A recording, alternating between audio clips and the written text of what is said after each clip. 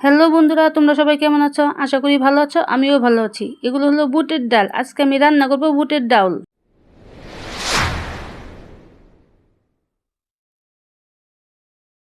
2 ঘন্টা আগে ডালগুলো আমি ভিজিয়ে রেখেছিলাম যেন তাড়াতাড়ি সিদ্ধ হয়ে যায়। এখন আমি পরিষ্কার জলে ধুয়ে নিব।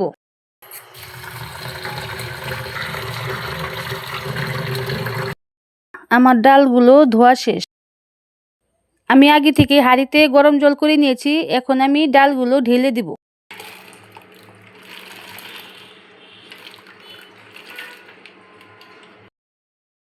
ডালগুলো দিয়ে আমার শেষ হয়ে গেছে। এখন আমি লবণ দিয়ে দিব যেন তাড়াতাড়ি সিদ্ধ হয়ে যায়। আমার ডাল সিদ্ধ হয়ে গেছে। দিয়ে দিব কয়েকটা কাঁচামরিচ, পরিমাণ মতো হলুদের গুঁড়ো, রংটা সুন্দর আসার জন্য একটু মরিচের গুঁড়ো দিয়ে দিলাম। অল্প চিনি দিয়ে ডালগুলো ভালোভাবে নেড়ে নেব। এখন 5 মিনিট জাল দিয়ে নামিয়ে ফেলবো। ডাল সোমবার দিব। এখন দিয়ে দিব সরষের তেল, দিয়ে দিব তেজপাতা, দিয়ে দিব শুকনা মরিচ, দিব গরম মশলা, দিয়ে দিব অল্প জিরা, দিয়ে দিব 2টো পেঁয়াজ কুচি।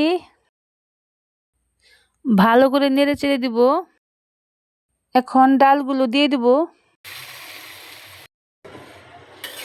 এখন ভালো করে নেড়ে চেড়ে দিব।